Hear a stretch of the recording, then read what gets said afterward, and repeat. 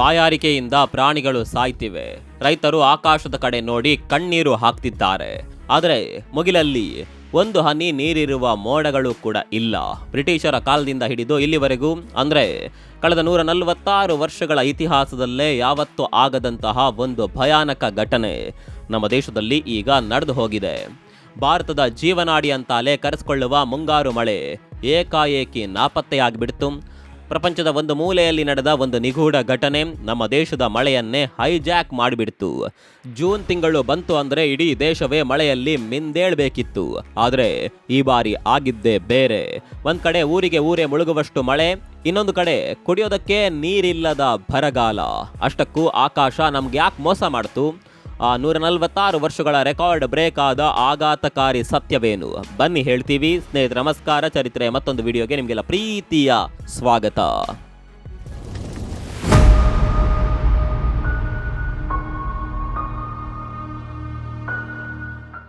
ಸ್ನೇಹಿತರೆ, ಕತೆ ಶುರುವಾಗೋದು ಜೂನ್ ತಿಂಗಳ ಆರಂಭದಲ್ಲಿ. ಸಾಮಾನ್ಯವಾಗಿ ನೈಋತ್ಯ ಮುಂಗಾರು ಕೇರಳದ ಮೂಲಕ ಭಾರತಕ್ಕೆ ಎಂಟ್ರಿ ಕೊಟ್ಟು ಇಡೀ ದೇಶವನ್ನ ತಂಪು ಮಾಡುತ್ತೆ. ರೈತರು ಖುಷಿಯಿಂದ ಮುಂಗಾರು ಬಿತ್ತನೆಗೆ ಹೊಲಗಳನ್ನ ರೆಡಿ ಮಾಡ್ಕೊಳ್ತಾರೆ. ಆದರೆ ಈ ವರ್ಷ ಜೂನ್ ಬಂತು, ವಾರಗಳು ಕಳೆದರೂ ಮಳೆಯ ಸುಳಿವೇ ಇರಲಿಲ್ಲ. ದೇಶದ ಆರ್ಥಿಕ ರಾಜಧಾನಿ ಮುಂಬೈ ಕತೆ ಕೇಳಿದ್ರೆ ನೀವು ನಿಜಕ್ಕೂ ಶಾಕ್ ಆಗ್ತೀರಾ.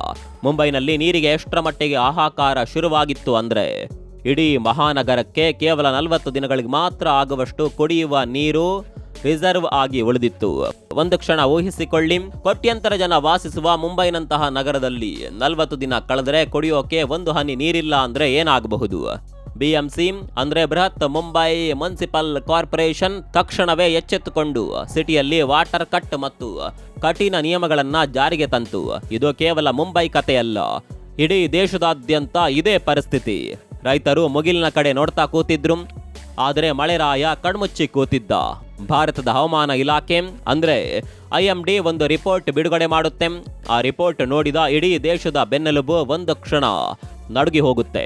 ಯಾಕಂದ್ರೆ ಆ ರಿಪೋರ್ಟ್ನಲ್ಲಿ ಇದ್ದ ಅಂಕಿ ಅಂಶಗಳು ಅಂತದ್ದು. 146 ವರ್ಷಗಳ ಭೀಕರ ಸತ್ಯ. ಜೂನ್ 4ರಿಂದ ಜೂನ್ 22ರವರೆಗೆ ನಮ್ಮ ದೇಶದಲ್ಲಿ ವಾಡಿಕೆಯಾಗಿ ಆಗಬೇಕಿದ್ದ ಮಳೆ ಬರೋಬ್ಬರಿ 97.6 ಮಿಲಿಮೀಟರ್. ಆದರೆ ನಿಜಕ್ಕೂ ಆಗಿದ್ದೆಷ್ಟು ಗೊತ್ತಾ?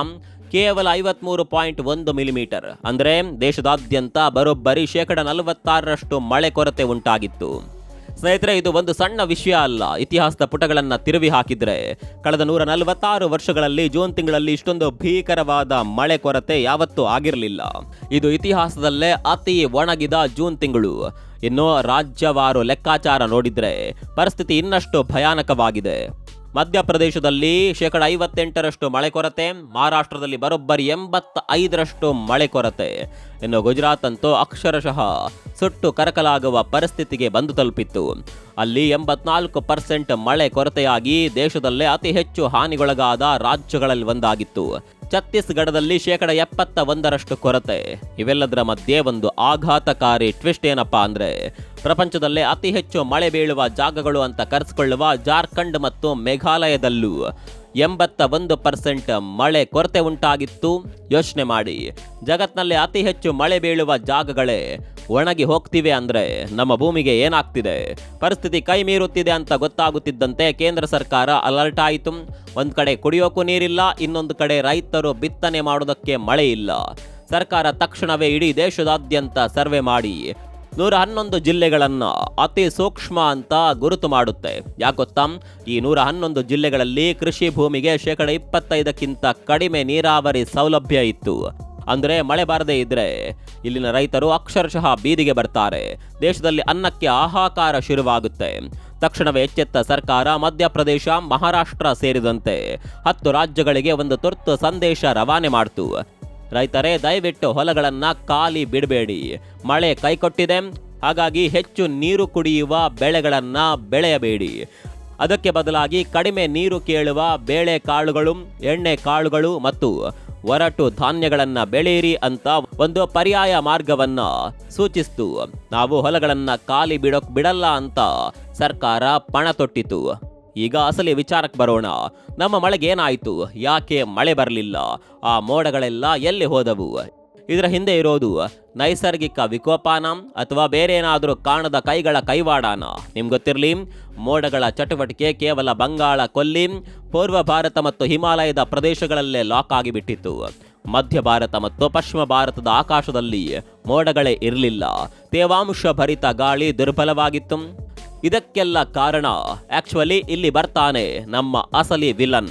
ಆ ವಿಲನ್ನ ಹೆಸರು ಈ ಎಲ್ ನೀನೋ. ಹೌದು ಸ್ನೇಹಿತರೆ, ನಮಗಿಂತ ಸಾವಿರಾರು ಮೈಲಿ ದೂರದಲ್ಲಿ ಪೆಸಿಫಿಕ್ ಸಾಗರದಲ್ಲಿ ನಡೆಯುವ ಒಂದು ಭೀಕರ ಹವಾಮಾನ ಬದಲಾವಣೆ ಈ ಎಲ್ ನೀನೋ. ಸಮುದ್ರದ ಮೇಲ್ಮೈ ವಿಪರೀತ ಬಿಸಿಯಾದಾಗ ಇಡೀ ಪ್ರಪಂಚದ ಗಾಳಿಯ ದಿಕ್ಕೆ ಬದಲಾಗ್ಬಿಡುತ್ತೆ. ಈ ಎಲ್ ನೀನೋ ಅನ್ನುವ ರಾಕ್ಷಸ ನಮ್ಮ ಮಾನ್ಸೂನ್ ಇಂಜಿನ್ ಅನ್ನೇ ಚೋಕ್ ಮಾಡಿಬಿಡ್ತು. ಅರಬ್ಬಿ ಸಮುದ್ರದಿಂದ ನಮ್ಮ ಕಡೆ ಬರಬೇಕಾದ ತೇವಾಂಶ ಭರಿತ ಗಾಳಿ ದುರ್ಬಲವಾಯಿತು. ಪರಿಣಾಮ ಇಡೀ ಮಧ್ಯ ಮತ್ತು ಪಶ್ಚಿಮ ಭಾರತ ಅಕ್ಷರಶಃ ಒಣಗಿ ಕರಕಲಾಯಿತು. ಪರಿಸ್ಥಿತಿ ಹೇಗೆ ಕನೆಕ್ಟ್ ಆಗಿದೆ ಅಂದರೆ, ಎಲ್ಲೋ ಪೆಸಿಫಿಕ್ ಮಹಾಸಾಗರದಲ್ಲಿ ಸಮುದ್ರ ಬಿಸಿಯಾದರೆ ನಮ್ಮ ಭಾರತದ ರೈತರು ಕಣ್ಣೀರು ಹಾಕಬೇಕಾಯಿತು. ಹಾಗಾದರೆ ಕತೆ ಮುಗೀತಾ? ಭಾರತ ಬರದ ಕಪಿ ಮುಷ್ಟಿಗೆ ಸಿಲುಕಿತಾ? ಇಲ್ಲ, ದೇವರಿನ್ನೂ ನಮ್ಮನ್ನ ಸಂಪೂರ್ಣವಾಗಿ ಕೈಬಿಟ್ಟಿಲ್ಲ. ಬಹಳ ದಿನಗಳ ವಿರಾಮದ ನಂತರ ಭಾರತದ ಮುಂಗಾರು ಮತ್ತೆ ಉಸಿರಾಡಲು ಶುರು ಮಾಡಿದೆ. ಅರಬ್ಬಿ ಸಮುದ್ರದ ತೇವಾಂಶ ಭರಿತ ಗಾಳಿ ಮತ್ತೆ ಮುಂಬೈ ಕಡೆಗೆ ನುಗ್ಗಿ ಬಂದಿದೆ. ಜೂನ್ 23ರಂದು ಕೇವಲ 11 ಗಂಟೆಗಳಲ್ಲಿ ಮುಂಬೈನಲ್ಲಿ ಬರೋಬ್ಬರಿ 200 ಮಿಲಿಮೀಟರ್ ಮಳೆಯಾಗಿದೆ. ಎಲ್ಲಿ ಕುಡಿಯೋದಕ್ಕೆ ನೀರಿರ್ಲಿಲ್ವೋ ಅಲ್ಲಿ ಮಳೆರಾಯ ತನ್ನ ಪ್ರತಾಪ ತೋರಿಸಿದ್ದಾನೆ. IMD ಕೂಡ ಒಂದು ಗುಡ್ ನ್ಯೂಸ್ ಕೊಟ್ಟಿದೆ. ಮುಂಗಾರು ಈಗ ಮಹಾರಾಷ್ಟ್ರ, ತೆಲಂಗಾಣ, ಒಡಿಸ್ಸಾ, ಛತ್ತೀಸ್ಗಢ, ಜಾರ್ಖಂಡ್ ಮತ್ತು ಬಿಹಾರದ ಕಡೆ ಮುನ್ನುಗ್ತಾ ಇದೆ. ರೈತರಿಗೆ ಮತ್ತು ಬಿಸಿಲಿನಿಂದ ಬೆಂದಿದ್ದ ಜನರಿಗೆ ಇದು ದೊಡ್ಡ ರಿಲೀಫ್. ಮಳೆ ಬಂದಿರಬಹುದು, ಆದರೆ ಅಪಾಯ ಇನ್ನೂ ಕೂಡ ಇಳಿದಿಲ್ಲ. 146 ವರ್ಷಗಳ ಈ ಭೀಕರ ಮಳೆ ಕೊರತೆಯ ಡ್ಯಾಮೇಜ್ ಆಲ್ರೆಡಿ ಆಗಿದೆ. ಮುಂದಿನ ಕೆಲವು ವಾರಗಳು ನಮ್ಮ ರೈತರಿಗೆ ಕುಡಿಯುವ ನೀರಿಗೆ ಮತ್ತು ನಮ್ಮ ದೇಶದ ಆರ್ಥಿಕತೆಗೆ ಅಗ್ನಿ ಪರೀಕ್ಷೆ ಇದ್ದ ಹಾಗೆ. ಒಂದು ವೇಳೆ ಮಳೆ ಮತ್ತೆ ಕೈಕೊಟ್ರೆ, ಈ ಮಳೆ ಕೊರತೆ ಹೀಗೆಯೇ ಮುಂದುವರೆದ್ರೆ ಬೆಳೆ ಇಳುವರಿ ಪಾತಾಳ ಕುಸಿಯುತ್ತೆ. ಆಹಾರ ಪದಾರ್ಥಗಳ ಬೆಲೆ ಗಗನಕ್ಕೇರುತ್ತೆ. ಜೊತೆಗೆ ಭೀಕರ ಜಲಕ್ಷಾಮ ಇಡೀ ದೇಶವನ್ನೇ ಆವರಿಸಿಕೊಳ್ಳುತ್ತೆ. ಸ್ನೇಹಿತರೆ, ಪ್ರಕೃತಿ ನಮಗೆ ಒಂದು ದೊಡ್ಡ ವಾರ್ನಿಂಗ್ ಕರಗಂಟೆ ಬಾರಿಸಿದೆ. ಕ್ಲೈಮೇಟ್ ಚೇಂಜ್, ಗ್ಲೋಬಲ್ ವಾರ್ಮಿಂಗ್ ಅನ್ನೋದು ಕೇವಲ ಪುಸ್ತಕದ ಪದಗಳಲ್ಲ, ಕೇವಲ ಭಾಷಣದ ಟಾಪಿಕ್ಗಳಲ್ಲ. ಅದು ನಮ್ಮ ಮನೆ ಬಾಗಿಲಿಗೆ ಬಂದು ನಿಂತಿರುವ ಸಾವು ನೋವಿನ ವಾಸ್ತವ. ಎಲ್ ನೀನೋ ಅನ್ನೋದು ಕೇವಲ ಒಂದು ಆರಂಭವಷ್ಟೇ. 146 ವರ್ಷಗಳ ಇತಿಹಾಸ ಬ್ರೇಕ್ ಆಗಿದೆ ಅಂದರೆ ನಾವು ಎಚ್ಚೆತ್ತುಕೊಳ್ಳಲೇಬೇಕಾದ ಸಮಯ ಬಂದಿದೆ. ಮಳೆ ಬರ್ತಿದೆ ಅಂತ ಕೇವಲ ಖುಷಿ ಪಡೋದಲ್ಲ, ಸಿಕ್ಕ ಪ್ರತಿ ಹನಿ ನೀರನ್ನ ಕೂಡ ಉಳಿಸೋಣ. ಪ್ರಕೃತಿಯನ್ನ ನಾವು ಗೌರವಿಸಿದ್ರೆ ಮಾತ್ರ ಪ್ರಕೃತಿ ನಮ್ಮನ್ನ ಬದುಕಲು ಬಿಡುತ್ತೆ. ಈ ಮಳೆ ಪ್ರತಿಯೊಬ್ಬ ರೈತನಿಗೂ ತಲುಪಲಿ, ಒಣಗಿದ ಭೂಮಿ ಹಸಿರಾಗಲಿ. ಈ 146 ವರ್ಷಗಳ ರೆಕಾರ್ಡ್ ಬ್ರೇಕ್ ಮಳೆಯ ಕೊರತೆ ಬಗ್ಗೆ ನೀವೇನು ಹೇಳ್ತೀರಿ? ಪ್ರಕೃತಿಯ ಈ ಬದಲಾವಣೆಗೆ ನಾವೇ ಕಾರಣ ಅಲ್ವಾ? ದಯವಿಟ್ಟು ಕಾಮೆಂಟ್ ಮಾಡಿ ತಿಳಿಸಿ. ಹಾಗೆ ನಿಮ್ಮ ಊರಲ್ಲಿ ಮಳೆ ಹೇಗಿದೆ ಅನ್ನೋದನ್ನ ಕಾಮೆಂಟ್ನಲ್ಲಿ ತಿಳಿಸಿ. ಮತ್ತೊಂದು ವಿಡಿಯೋದಲ್ಲಿ ಸಿಗೋಣ. ಅಲ್ಲಿವರೆಗೂ ನಮಸ್ಕಾರ.